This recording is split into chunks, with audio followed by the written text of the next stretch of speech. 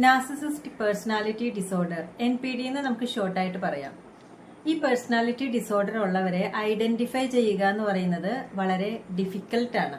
നമ്മളൊരു ക്ലോസ് റിലേഷൻഷിപ്പിലായി കുറച്ച് നാള് നമ്മൾ ശ്രദ്ധിച്ചു കഴിയുമ്പോൾ മാത്രമേ നമ്മൾക്ക് ഇവർക്ക് എന്തെങ്കിലുമൊക്കെ ഒരു പ്രോബ്ലം ഉണ്ട് എന്നുള്ളത് നമുക്ക് മനസ്സിലാവുള്ളൂ.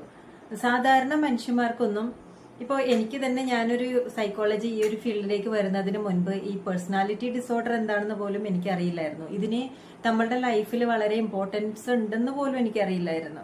നമ്മൾ സ്വയം വിചാരിച്ചിട്ട് വേണം ഇതൊക്കെ പഠിക്കാനായിട്ട്, പക്ഷെ അതിന് നമ്മൾ ആരും മെനക്കിടുന്നുമില്ല. അതുകൊണ്ട് തന്നെ പേഴ്സണാലിറ്റി ഡിസോർഡർ എന്നൊക്കെ പറയുന്നത് ഇങ്ങനെ ഒരു കുരുക്കിൽ വന്ന് വീഴുമ്പോൾ മാത്രമേ നമ്മൾ അയ്യോ ഇതെന്താണ് ഒരു കുഴപ്പം, എന്താ ഇങ്ങനെ സംഭവിക്കണത്, ഇത് എനിക്കൊന്നും മനസ്സിലാവുന്നില്ലല്ലോ, നമ്മൾ നന്നായിട്ടാണല്ലോ ബിഹേവ് ചെയ്യണത്, പക്ഷെ ഇവരെന്താണ് ഇങ്ങനെയൊക്കെ പറയുന്നത്, ഇവർ പറയുന്നത് വെച്ചിട്ട് നമുക്കാണല്ലോ പ്രോബ്ലം ഉണ്ടെന്ന് തോന്നുന്നത്. ഇങ്ങനെയൊക്കെ തോട്ട് വരുമ്പോഴാണ് നമ്മൾ ഇതിനെക്കുറിച്ച് അന്വേഷിച്ചു പോകുമ്പോൾ മാത്രമാണ് നമ്മൾ പേഴ്സണാലിറ്റി ഡിസോർഡറിനെ കുറിച്ച് അറിയുന്നത്. ഇനി അതിൽ തന്നെ ഒരുപാട് പേഴ്സണാലിറ്റി ഡിസോർഡർ ഉണ്ട്. അതിൽ തന്നെ ഏറ്റവും മാരകമായിട്ടുള്ള ഒരു സാധനമാണ് ഈ NPD, നാർസിസിസ്റ്റിക് പേഴ്സണാലിറ്റി ഡിസോർഡർ.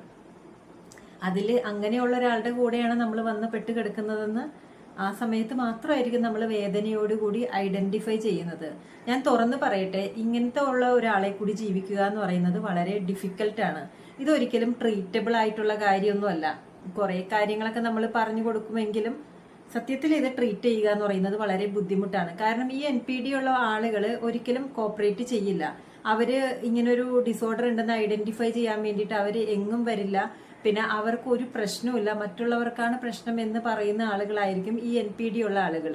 അപ്പോൾ ഇവരെ ട്രീറ്റ് ചെയ്യാനായിട്ട് ഒന്നും ഇവർ വില്ലിങ് ആവൂല, ഒരു ട്രീറ്റ്മെന്റ് എടുക്കാൻ അവർ തയ്യാറാവൂല. സോ പിന്നെ നമ്മൾ എങ്ങനെയാണ് അവരെ മാറ്റം വരുത്താനായിട്ട് പോകുന്നത്?